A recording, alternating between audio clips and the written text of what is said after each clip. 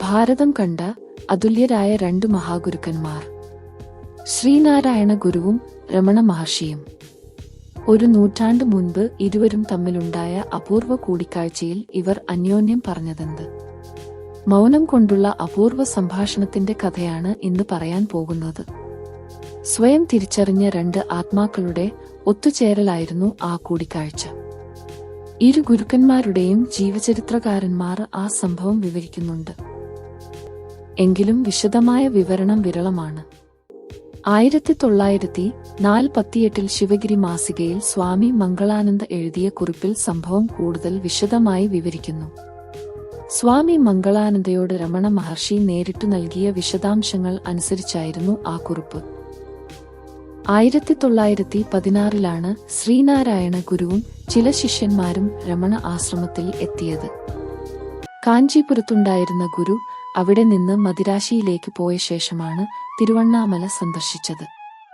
ഗോവിന്ദാനന്ദ സ്വാമി, അച്യുതാനന്ദ സ്വാമി, വിദ്യാനന്ദ സ്വാമി, സുഗുണാനന്ദഗിരി എന്നീ സന്യാസി ശിഷ്യന്മാരും ഗുരുദേവനൊപ്പം ഉണ്ടായിരുന്നു.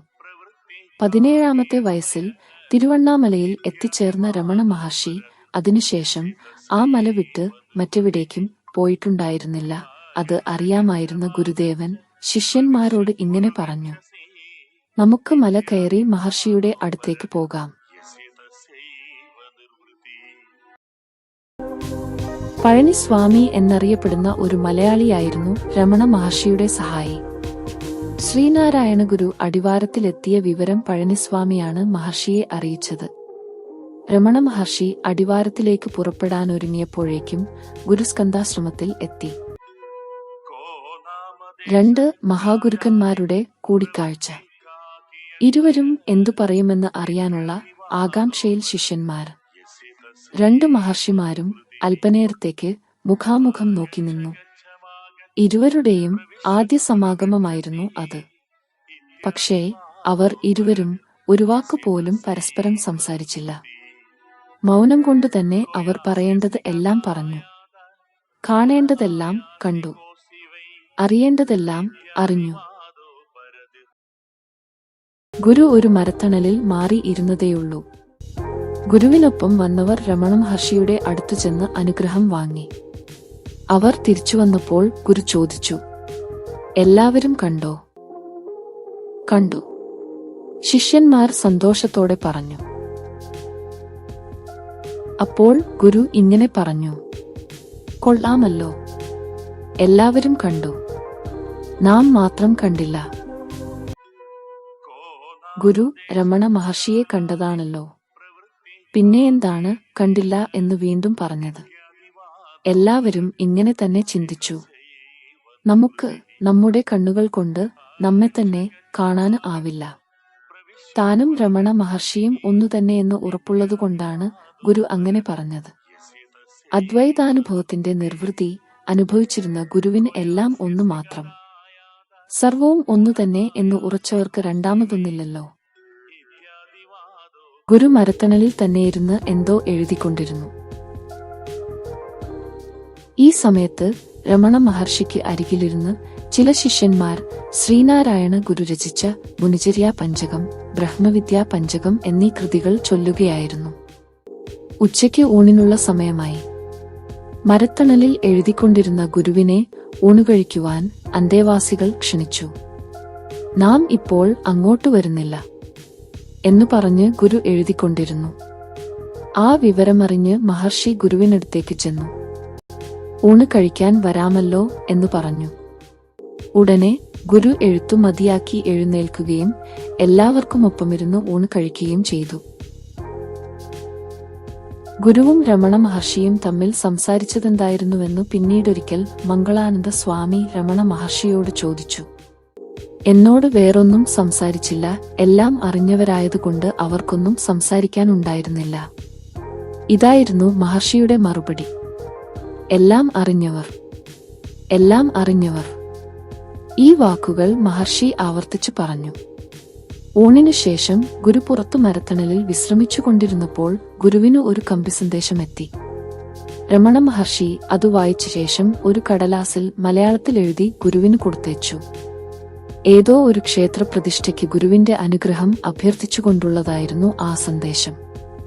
രമണ മഹർഷി മലയാളത്തിൽ എഴുതിയത് വായിച്ചിട്ട് ഗുരു പറഞ്ഞു, കൊള്ളാമല്ലോ, നല്ല വടിവിൽ മലയാളം എഴുതുന്നു. വൈകുന്നേരം 4 മണിയോടുകൂടി ശ്രീനാരായണ ഗുരുവും ശിഷ്യന്മാരും രമണ മഹർഷിയുടെ സന്നിധാനത്തുനിന്നു യാത്ര പറഞ്ഞു പിരിഞ്ഞു. യഥാർത്ഥ ജ്ഞാനിയും അവതാരപുരുഷനുമാണ് ശ്രീനാരായണ പരമഹംസൻ എന്ന് രമണ മഹർഷി പറഞ്ഞു. ഗുരുദേവൻ ചമ്പമരത്തിന്റെ ചുവട്ടിൽ വിശ്രമിച്ചുകൊണ്ടിരിക്കെ കുറിച്ചതും ശിഷ്യനായ സ്വാമി വിദ്യാനന്ദനു പറഞ്ഞുകൊടുത്ത് രേഖപ്പെടുത്തിയതും നിർവൃതി പഞ്ചകം എന്ന കാവ്യമായിരുന്നു. പോകുന്നതിനു മുമ്പ് സ്വാമി വിദ്യാനന്ദ ഇത് ആശ്രമത്തിലെ ഡയറിയിൽ രേഖപ്പെടുത്തി.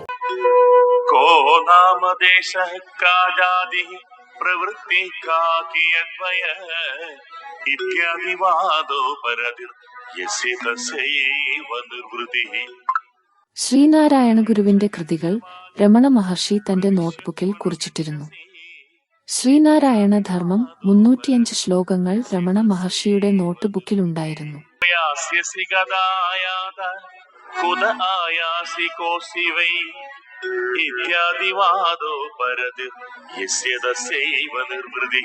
ശ്രീനാരായണ ഗുരുവിനെ പിന്നീടൊരിക്കൽ രമണ മഹർഷി വിശേഷിപ്പിച്ചത് കൂടി പറയാം. ഒരിക്കൽ രമണ മഹർഷിയുടെ ഭക്തനായിരുന്ന സ്വാമി ബാലാനന്ദ അദ്വൈതത്തെക്കുറിച്ചുള്ള ഗുരുദേവന്റെ ആത്മോപദേശ ശതകം മഹർഷിക്കു വേണ്ടി ചൊല്ലി. മഹർഷി വളരെ ശ്രദ്ധയോടെ അത് കേട്ടു.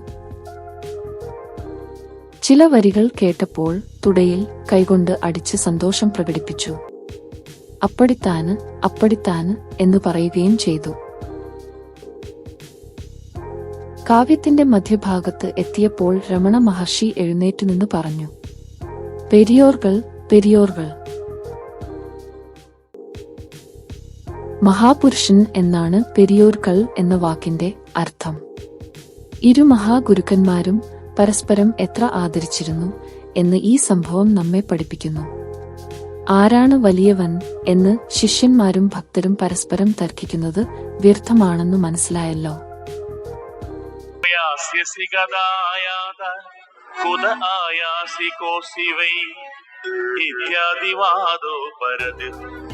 ശ്രീനാരായണ ഗുരു ജീവിച്ചിരുന്നപ്പോൾ തന്നെ ഇന്ത്യയിൽ ജീവിച്ച മറ്റൊരു അവതാര പുരുഷനാണ് ശ്രീരാമകൃഷ്ണ പരമഹംസർ.